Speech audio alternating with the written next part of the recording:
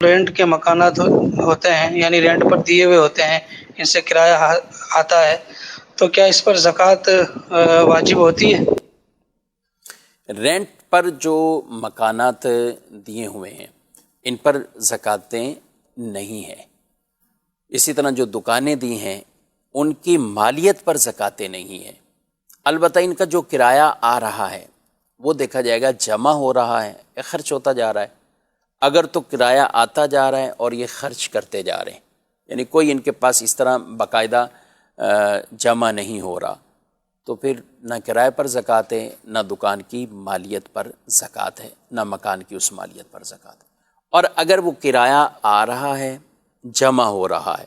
وہ خود نصاب کو پہنچ رہا ہے یا دوسرے اموال کے ساتھ ملا کر پھر وہ نصاب کو پہنچ رہا ہے، تو زکوٰۃ لازم ہوگی۔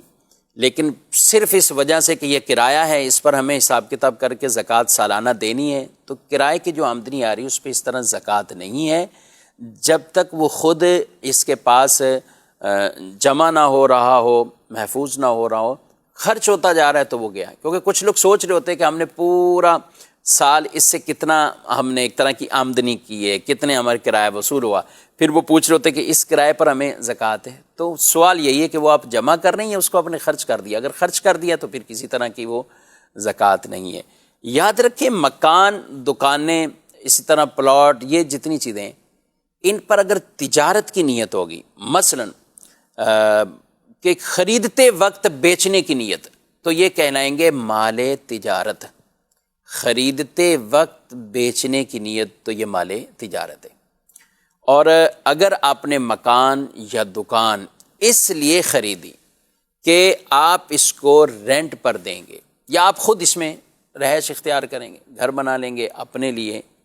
آپ نے بیچنے کی نیت نہیں کی۔ کچھ لوگ سمجھ رہے ہوتے ہیں یہ بھی تو تجارت ہی ہے کہ رینٹ پر دینے کے لیے، تو جی ہاں ایک آمدنی کا ذریعہ ہے، لیکن اس کو مال تجارت جو زکوٰۃ فرمایا گیا نا، یہ وہ نہیں ہے۔ زکوٰۃ کے اندر مال تجارت وہ ہے، وہ مال، وہ چیزیں جن کو خریدتے وقت بیچنے کی نیت ہے کہ اسے ہم نے بیچنا ہے، تو یہ مال تجارت ہے۔ تو ایسے جتنے بھی آپ کے پاس پلاٹ ہیں، مکان، دکان یا کوئی بھی ایسی چیزیں ایکس وائی زیڈ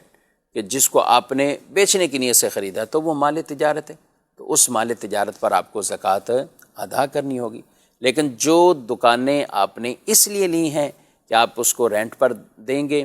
اور اس کا رینٹ سے فائدہ اٹھائیں گے، کرایہ آپ وصول کریں گے، تو وہ کرایہ پھر آپ کو